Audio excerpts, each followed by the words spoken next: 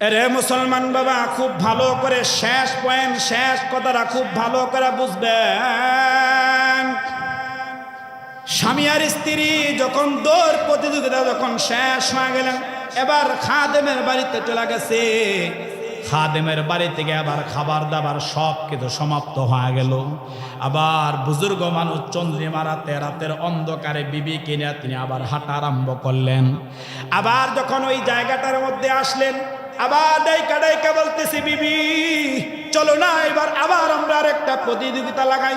এখন তো খাবার খাইতে দেহের মধ্যে শক্তি আসছে, চলো চলো বিবি চলো, আবার আমরা আরেকটা দৌড় প্রতিযোগিতা তুমি আর আমি লাগায়া দেই। মুসলমান বাবা, পীর মানুষ, বুজুর্গ মানুষ, বিবি তো কথা ফালাইতে পারে না, কারণ বিবি অত বড় মহাব্বতের। এবার বাবা দ্বিতীয়বার আবার যখন প্রতিযোগিতা লাগাইলেন, দ্বিতীয়বার প্রতিযোগিতা লাগানোর পর আশরাফ আলী থানভী রহমতুল্লাহি আলাইহি এবার তিনি আগে চলে গেছেন। তিনি দৌড় প্রতিযোগিতা দ্বিতীয়বার ফার্স্ট হয়ে গেছেন, আর বিবি এবার ফেল হয়ে গেছেন। এবার থানভী রহমতুল্লাহ আলাইহি তো দাঁড়ায় আছে। এবার বলতেছে, স্বামী একবার আপনি পাস হয়ে গেছেন, একবার আমি পাস হয়ে গেলাম, সমান সমান হয়ে গেছে, তিলকা বিতিলকা, একবার আপনি ফেল আর একবার আমি ফেল হয়ে গেলাম। থানভী রহমতুল্লাহ আলাইহি চোখের পানি ছাড়া তিনি জার করে কান্না আরম্ভ করলেন। আর ডাইকা ডাইকা বলতেছি, বিবি আরে তোমার চিন্তা তো পাস আর ফেলের মধ্যে, বিবি তোমার টার্গেট তো পাস আর ফেলের মধ্যে। একবার তুমি ফেল হয়ে গেছো, একবার আমি ফেল হয়ে গেছি, এটা তোমার চিন্তা। কিন্তু বিবি শোনো, আমি আশরাফ আলী থানভীর চিন্তা তো আল্লাহর পয়গম্বরের ওই রাত্রটার উপরে, যেই রাতে আম্মাজান হযরত আয়েশাকে নিয়া আমার মতো তোমার মতো আল্লাহর পয়গম্বর তিনিও চন্দ্রিমারাতে একটা প্রতিযোগিতা লাগাইছে। সুবহানাল্লাহ। আমার মতো তোমার মতো একটা দৌড় প্রতিযোগিতা দিয়েছেন। প্রথমবার আম্মাজান আয়েশা তিনি পাস হয়ে গেছেন, দ্বিতীয়বার রাসূলুল্লাহ পাস হয়ে গেছেন, তিলকা বিতিলকা মিল হয়ে গেছে। এরে বিবি শোনা, তুমি দৌড় প্রতিযোগিতা লাগাইলা, তুমি একবার পাস আমি একবার পাস, তোমার টার্গেট তো পাস আর ফেলের মধ্যে, আমার টার্গেট হলো নবী আলাইহিস সালাতু ওয়াস সালামের ওই রাতের মধ্যে। শোনা বিবি শোনা, আমার দিলটা বড় সাক্ষী দেয়, রাসূলুল্লাহর সঙ্গে একটা আমলকে মিলে আনিছি, আল্লাহর পয়গম্বরের সাথে আমার একটা আমল মিলে গেছে, আমার দিলটা সাক্ষী দেয়। কিয়ামতের ময়দানটা যেদিন কায়েম হয়ে যাবে, আল্লাহ পাক যেদিন হাকিম হয়ে বিচারের আদালতের মধ্যে বসবেন, মহান রব্বে কারীম আল্লাহ যেদিন প্রত্যেকটা মানুষের থেকে যাররা যাররা হিসাব গ্রহণ করবে, ওই দিন যদি আমার রব আমাকে ডাইকা ডাইকা বলেন, এরে আশরাফ আলী শোন, তোর নামাজ আমার কাছে পছন্দ হয় নাই, তোর রোজা আমার কাছে পছন্দ হয় নাই, তোর দান সদাকা পছন্দ হয় নাই, তুই আজকে কি নিয়ে জান্নাতে যাবি? তখন আমি আমার পয়গম্বরের সামনে দাঁড়ায়া যাব, আমি আমার নবীজির সামনে দাঁড়ায়া আমার পয়গম্বরকে বলবো, পয়গম্বর আমি কোনো আমল নিয়ে আসতে পারি নাই, যা নিয়ে আসছিলাম সব আমার আল্লাহর কাছে অপছন্দ হয়ে গেছে। সেদিন যদি আমি এই সুন্নতটাকে নবীর সামনে দলিল হিসাবে পেশ করতে পারি, আমার দিল সাক্ষী দিয়া দেয় এই সুন্নতটা আমার সঙ্গে থাকলে আমার পয়গম্বর আমাকে সুপারিশ না করে জান্নাতে যাবে না। সুবহানাল্লাহ। তো কু যাও মন কু যাও সুন্নতে আহমদ কু যাও, তো কু যাও মন কু যাও সুন্নতে আহমদ কু যাও, বা মোহাম্মদ কৈশুয়াদ নিসবত তোরা, বা মোহাম্মদ কৈশুয়াদ নিসবত তোরা। মুসলমান আজকে আপনি কোথায়, আমি কোথায়? আমার আপনার পয়গম্বরের সুন্নত কোথায়? আমার আপনার মাথার মধ্যে রাসূলুল্লাহর সুন্নত নাই, আমার আপনার গায়ের মধ্যে নাই, আমার আপনার দৈনন্দিনের মধ্যে নাই। এরে মুসলমান বাবা, এই জন্য সর্বশেষ কথা হচ্ছে, আমি আপনি নবী আলাইহিস সালাতু ওয়াস সালামের উম্মত, আমি আপনি সবাই নবীর আশেক দাবি করি, সবাই রাসূলুল্লাহর সুন্নত এরকম ভাবে আমি আপনি রাসূলুল্লাহর উম্মত হিসাবে দাবি করি। এখন আপনারা বলেন তো, উম্মত দাবি করলে সুন্নত দরকার আছে না নাই? আমার হাবিবের উম্মতের 3 নম্বর কোয়ালিটি হলো, আমার হাবিবের উম্মতেরা এই দুনিয়ার জমিনের মধ্যে চলাফেরা করতে গিয়া, দুনিয়ার জমিনের মধ্যে হাঁটতে গিয়া আমার বান্দারা যখন আমি আল্লাহ পাকের কোনো নিদর্শন দেখবে, আমি আল্লাহ পাকের কোনো কুদরত দেখবে, আমার নিদর্শন আমার কুদরতগুলা দেখার পরে বান্দা দুনিয়ার কাউকে স্মরণ করবে না, বান্দা দুনিয়ার কাউকে রাখবে না। এ পয়গম্বর, আমার নিদর্শনগুলা দেখার পরে, আমার সিমটমগুলা দেখার পরে, আমি আল্লাহ পাকের কুদরতগুলা দেখার পরে আমার বান্দাটা অটোমেটিকলি তাদের জবানটা দিয়া, তারা আবেগ ভরা কণ্ঠে তারা জবান দেয়া বলবে সুবহানাল্লাহ। শোনো পয়গম্বর, আমার বান্দা যদি তার জবানটা দিয়া আবেগ ভরা কণ্ঠে একবার সুবহানাল্লাহ বলে, আওয়াজ করে বলেন তো কয়বার? একবার যদি বাবা কেউ আবেগ ভরা কণ্ঠে যদি কেউ সুবহানাল্লাহ বলে, আল্লাহর কোন নিদর্শন দেখা, আল্লাহর কোন কুদরত দেখা একবার তার জবানটা দিয়া বলেছেন সুবহানাল্লাহ। তাফসীরে মাযহারের মধ্যে বড় চমৎকার করে আল্লামা কাজী সানাউল্লাহ পানিপতি লিখে, একবার সুবহানাল্লাহ বলছে, এই জমিন থেকে 9,30,00,000 মাইল আকাশ পর্যন্ত পুরা ফাঁকা জায়গাটা যদি স্বর্ণ হীরা মণিমুক্তা জহরত দিয়া ভরপুর করলে যা দাম হবে, আল্লাহ পাক বলে আমার বান্দার আবেগ ভরা কণ্ঠের একবার সুবহানাল্লাহর দাম আমি আল্লাহর কাছে তার চাইতে 1,00,000 কোটি গুণ বেশি, আমার কাছে তার চাইতে 1,00,000 কোটি গুণ বেশি। এই জন্য আপনারা দেখবেন, আমরা আল্লাহর কোনো কুদরতের কথা শুনলে, আল্লাহর কোনো নিদর্শনের কথা শুনলে, আল্লাহর কোনো বরত্বের কথা শুনলে আমরা কিন্তু বাবা আমাদের জবানটা দা সুবহানাল্লাহ কই, আমাদের জবানটা দা সুবহানাল্লাহ পড়ি।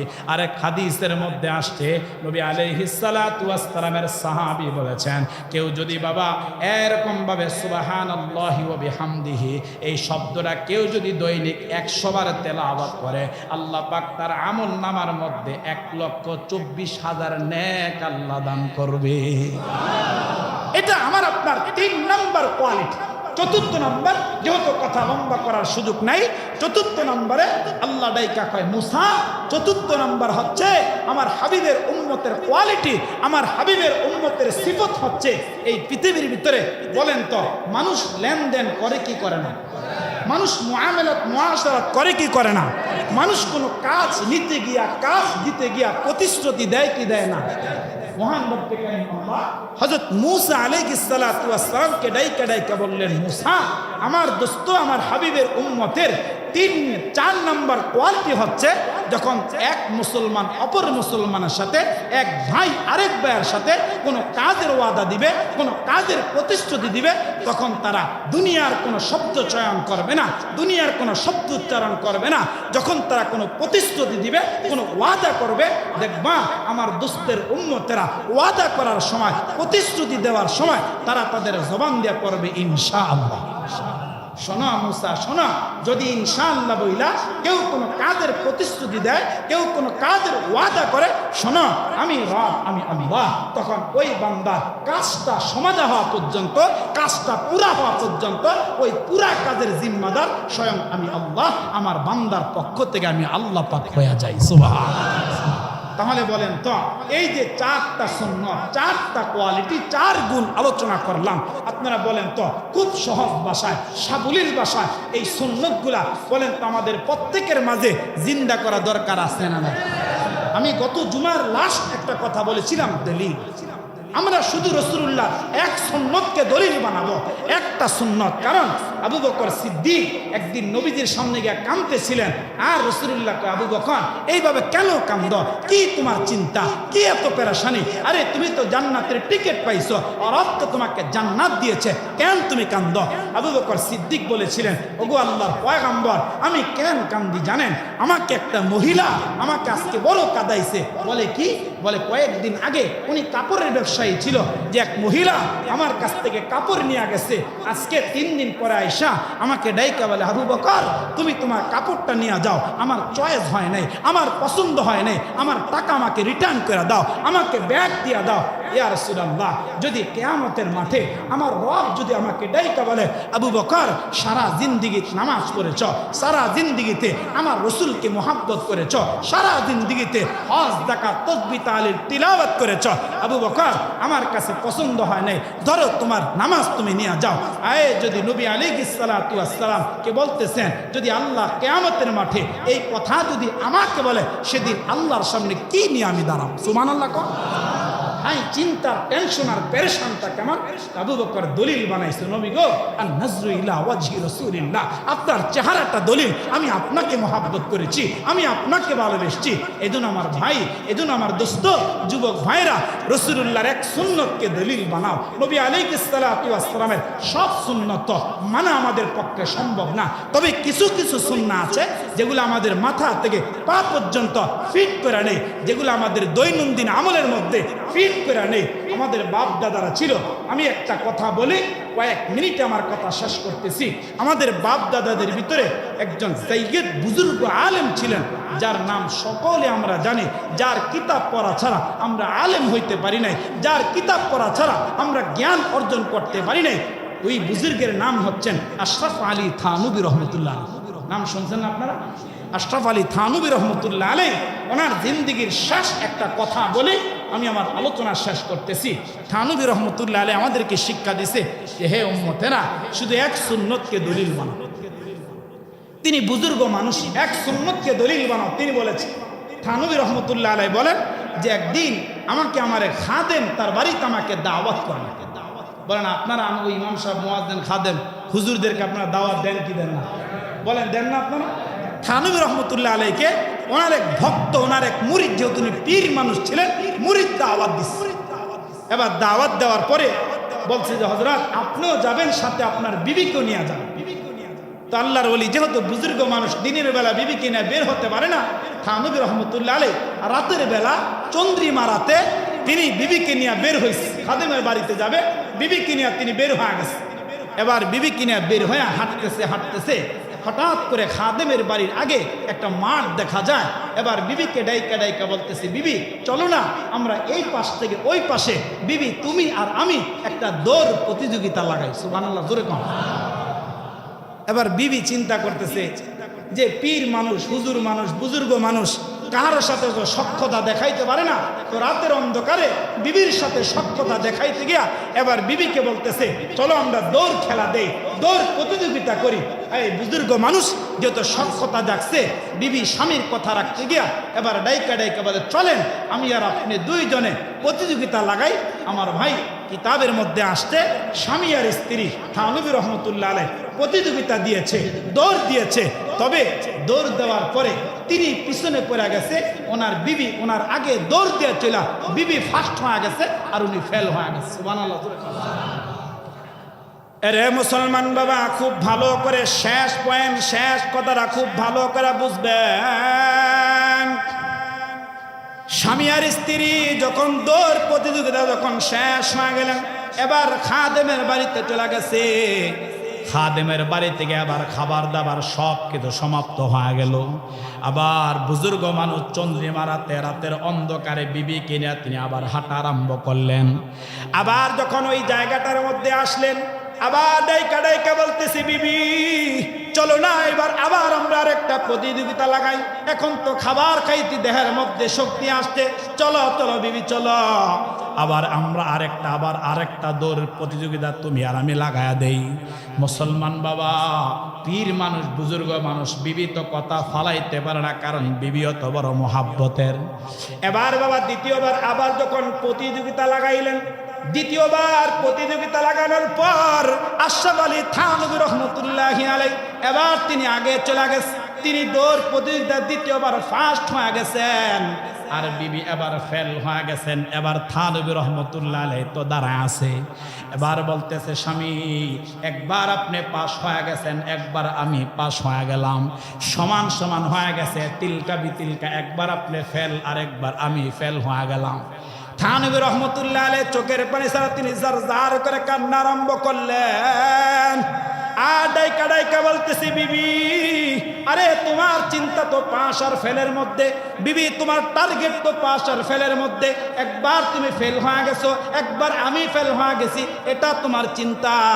কিন্তু বিবি শোনো, আমি আশরাফ আলী থানবীর চিন্তা তো আল্লাহর পয়গম্বরের ওই রাত্রটার উপরে, যেই রাতে আম্মাজান হযরত আয়েশাকে নিয়া আমার মতো তোমার মতো আল্লাহর পয়গম্বর তিনিও চন্দ্রিমারাতে একটা প্রতিযোগিতা লাগাইছে। সুবহানাল্লাহ। আমার মতো তোমার মতো একটা দৌড় প্রতিযোগিতা দিয়েছেন। প্রথমবার আম্মাজান আয়েশা তিনি পাশ হয়ে গেছেন, দ্বিতীয়বার রাসূলুল্লাহ পাশ হয়ে গেছেন, তিলকা বিতিলকা মিল হয়ে গেছে। এরে বিবি শোনা, তুমি দৌড় প্রতিযোগিতা লাগাইলা, তুমি একবার পাস আমি একবার পাস, তোমার টার্গেট তো পাস আর ফেলের মধ্যে। আমার টার্গেট হলো নবী আলাইহিস সালাতু ওয়াস সালামের ওই রাতের মধ্যে। শোনা বিবি শোনা, আমার দিলটা বড় সাক্ষী দেয়, রাসূলুল্লাহর সঙ্গে একটা আমলকে মিলে আনিছি, আল্লাহর পয়গম্বরের সাথে আমার একটা আমল মিলে গেছে, আমার দিলটা সাক্ষী দেয়। কিয়ামতের ময়দানটা যেদিন কায়েম হয়ে যাবে, আল্লাহ পাক যেদিন হাকিম হয়ে বিচারের আদালতের মধ্যে বসবেন, মহান রব্বে কারীম আল্লাহ যেদিন প্রত্যেকটা মানুষের থেকে যাররা যাররা হিসাব গ্রহণ করবে, ওই দিন যদি আমার রব আমাকে ডাইকা বলেন, এরে আশরাফ আলী শোন, তোর নামাজ আমার কাছে পছন্দ হয় নাই, তোর রোজা আমার কাছে পছন্দ হয় নাই, তোর দান সদাকা পছন্দ হয় নাই, তুই আজকে কি নিয়ে জান্নাতে যাবি? তখন আমি আমার পয়গম্বরের সামনে দাঁড়ায়া যাব, আমি আমার নবীজির সামনে দাঁড়ায়া আমার পয়গম্বরকে বলবো, পয়গম্বর আমি কোনো আমল নিয়ে আসতে পারি নাই, যা নিয়ে আসছিলাম সব আমার আল্লাহর কাছে অপছন্দ হয়ে গেছে। সেদিন যদি আমি এই সুন্নতটাকে নবীর সামনে দলিল হিসাবে পেশ করতে পারি, আমার দিল সাক্ষী দিয়া দেয় এই সুন্নতটা আমার সঙ্গে থাকলে আমার পয়গম্বর আমাকে সুপারিশ না করে জান্নাতে যাবে না। সুবহানাল্লাহ। তো কো যাও মন কো যাও সুন্নতে আহমদ কো যাও, তো কো যাও মন কো যাও সুন্নতে আহমদ কো যাও, বা মুহাম্মদ কৈশুয়াদ নিসবত তোরা, বা মুহাম্মদ কৈশুয়াদ নিসবত তোরা। মুসলমান আজকে আপনি কোথায় আমি কোথায়? আমার আপনার পয়গম্বরের সুন্নত কোথায়? আমার আপনার মাথার মধ্যে রাসূলুল্লাহর সুন্নত নাই, আমার আপনার গায়ের মধ্যে নাই, আমার আপনার দৈনন্দিনের মধ্যে নাই। এরে মুসলমান বাবা, এই জন্য সর্বশেষ কথা হচ্ছে, আমি আপনি নবী আলাইহিস সালাতু ওয়াস সালামের উম্মত, আমি আপনি সবাই নবীর আশেক দাবি করি, সবাই রাসূলুল্লাহর সুন্নত এরকম ভাবে আমি আপনি রাসূলুল্লাহর উম্মত হিসাবে দাবি করি। এখন আপনারা বলেন তো, উম্মত দাবি করলে সুন্নত দরকার আছে না নাই? তাহলে এক সুন্নতকে দলিল বানান, একটা সুন্নতকে দলিল বানান, কিয়ামতে দেখা যাবে নবীর মুহাব্বত আর ইশকের কারণে, এক সুন্নতের কারণে হয়তো কিয়ামতে রাত আল্লাহ আমাকে আপনাকে সেদিন মাফ করে আল্লাহর বিশাল এরিয়া নিয়ে যে জান্নাত তৈরি করে রাখছে, যে জান্নাত রিজার্ভ করে রাখছে, কেমন বড় জান্নাত, এটা বুঝাইতে গেলে কথা লম্বা হবে। আমার ভাই, সর্বনিম্ন স্তরের জান্নাতি যে হবে তাকেও হাদিসে আসতে, মুসলিমের মধ্যে আসতে, বুখারীতে আসতে, এই আব্দুল্লাহ ইবনে মাসউদ বলেন যে তাকেও আল্লাহ তাআলা এই দুনিয়ার 10টা দুনিয়ার সমান একটা জান্নাত, সর্বনিম্ন স্তরের জান্নাত থেকে আল্লাহ পাক দান করেন। তাহলে আমার ভাই, নবীর সুন্নত মানা দরকার আছে না নাই? বলেন বলেন, আছে না নাই? তাহলে প্রত্যেকটা কাজ আমি আপনি বিসমিল্লাহ বলে আরম্ভ করব, শেষ হলে শুকর আদায় করব কার? আল্লাহর নিদর্শন, আল্লাহর কুদরত দেখলে সুবহানাল্লাহ পড়ব তো ইনশাআল্লাহ। কোনো কার সাথে প্রতিশ্রুতি দিলে, ওয়াদা করলে আমি আপনি ইনশাআল্লাহ বলে ওয়াদা করব তো ইনশাআল্লাহ। আল্লাহ আমাদের সকলকে কথাগুলোর উপরে আমল করার তৌফিক দান করুক। সকলে বলেন আমিন।